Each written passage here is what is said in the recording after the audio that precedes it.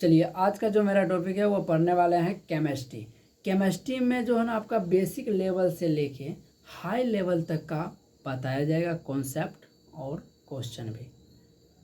तो केमिस्ट्री के पिता की अगर बात किया जाए तो लेबोजियर है। केमिस्ट्री को जो है ना दो भागों में बांटा गया है। एक आपको जो है ना फिजिकल के हिसाब से पढ़ना पड़ेगा और एक आपको जो है ना केमिकल के हिसाब से पढ़ना पड़ेगा।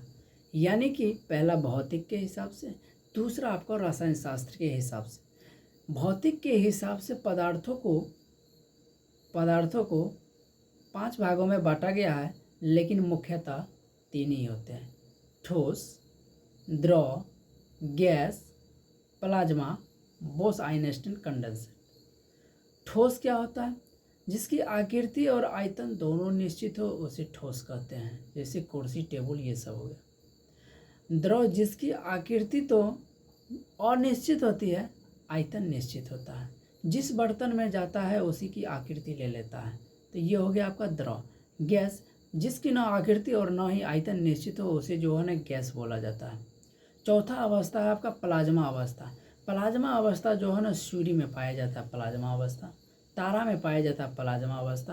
प्लाज्मा अवस्था का बोला गया हाई टेम्परेचर यानी maximum temperature is called plasma अवस्था। ठीक है, जो मैक्सिमम जो रहेगा टेम्परेचर पर जब आप किसी पदार्थ को गर्म करते हैं तो उसी को क्या बोलते हैं? प्लाज्मा अवस्था बोला जाता है। और पांचवा है boss Einstein condensate. Boss Einstein condensate का नाम क्यों पड़ा बॉस आइंस्टाइन कंडेंसेट? तो भारत के वैज्ञानिक थे सत्येंद्र नाथ बोस। जब अंग्रेज ने भारत पर कब्जा किया हुआ था, भारत को गुलाम बनाया हुआ था, तो उस समय सत्येंद्र नाथ बोस ने ये पदार्थ की 5वीं अवस्था दिया। 3 गो कण को लिए थे और 3 गो जो है ना गैसों को आपस में जब सटाए तो इतना ठंडा कर दिए कि कुछ दिनों के बाद जो है ये आपस में गैस क्या हो गया? सट गया। और सटने के बाद ये एक नया अवस्था क्रिएट हो गया जिसका नाम है पदार्थ की 5वीं अवस्था। और जब इसको ग्लास में रखा गया तो ये ग्लास से जो है ना ऊपर निकल कर झाँकने लगा।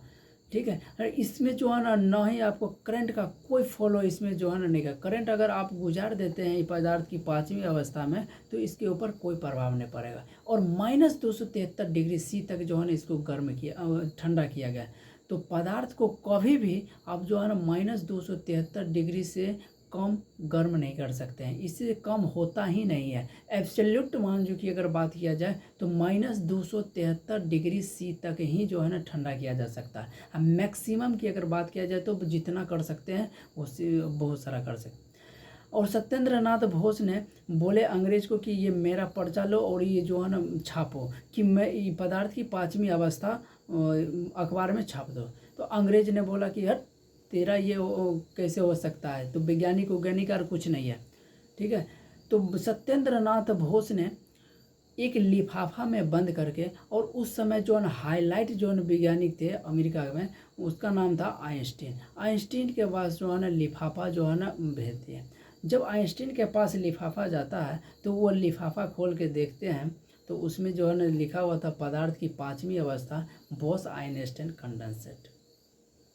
ठीक है, पदार्थ की 5वीं अवस्था। तो आइंस्टीन ने बोले गुलाम देश में भी जो है ना वैज्ञानिक हो सकते हैं। तो उसने जब जो बोला छापने के लिए वहाँ के जो अखबार जो छापता है उसको बोला, तो वह जो है ना आइंस्टीन के बात को ठुकरा नहीं सकते थे और उसको जो है ना छाप दिया।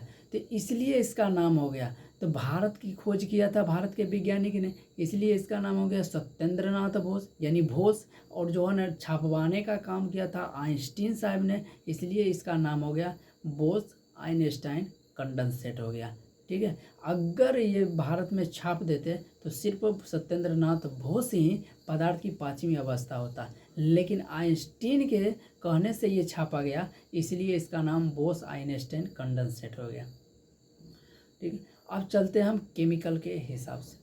केमिकल यानी रासायनिक के आधार पर पदार्थ को 3 भागों में बांटा गया है: तत्व, यौगिक, मिश्रण। तत्व को फिर जो है ना आप जो है ना कितने भागों में बांट सकते हैं? तत्व को जो है ना 3 भागों में बांट दीजिए। तत्व को बांटने से पहले आपको समझना पड़ेगा तत्व किसको बोलते हैं, यौगिक किसको बोलते हैं, मिश्रण किसको बोलते हैं। तत्व जो सिंगल रहता है, जिससे hydrogen, helium, lithium, beryllium, boron, carbon, nitrogen, oxygen, fluorine, neon, magnesium, ये सब चीज़ जितना भी है ये सब सिंगल रहता है, तो इसको बोला जाता है आपको तत्व बोला है। और जिसका फार्मूला बन जाएगा उसको बोला जाता है आप यौगिक, और जिसका कोई फार्मूला नहीं बनेगा उसको मिश्रण बोला जाता है। तो तत्व को कितने भागों में बांटा गया है? तत्व को जो है ना 3 भाग में बांट सकते हैं, धातु, अधातु, उपधातु। धातु को बोल सकते हैं चालक, अधातु को कुचालक, और उपधातु को आप बोल सकते हैं अर्धचालक। तो इसको याद करने का तरीका है, धातु मेरा नाम है, चालक मेरा काम है, अधातु मेरा नाम है, कुचालक मेरा काम है, उपधातु मेरा नाम है, अर्धचालक मेरा काम है। ठीक है, अब चलते हैं यौगिक। यौगिक को जो है ना 2 भागों में बांटा गया है, एक कार्बनिक, दूसरा अकार्बनिक। जिसमें कार्बन की मात्रा रहता है उसको कार्बनिक बोला जाता है, जिसमें कार्बन की मात्रा नहीं रहता है उसे अकार्बनिक बोला जाता है। कार्बन की जैसे मात्रा होती है CO2, कार्बन है कि नहीं। अकार्बनिक H2O, कार्बन है इसमें नहीं है, तो जल का सूत्र होता है H2O होता है। मिश्रण को भी जो है ना आप 3 तरीके से बांट सकते हैं, संतृप्त मिश्रण, असंतृप्त मिश्रण, और इसमें जो है ना आपको समांगी, विषमांगी। ठीक है।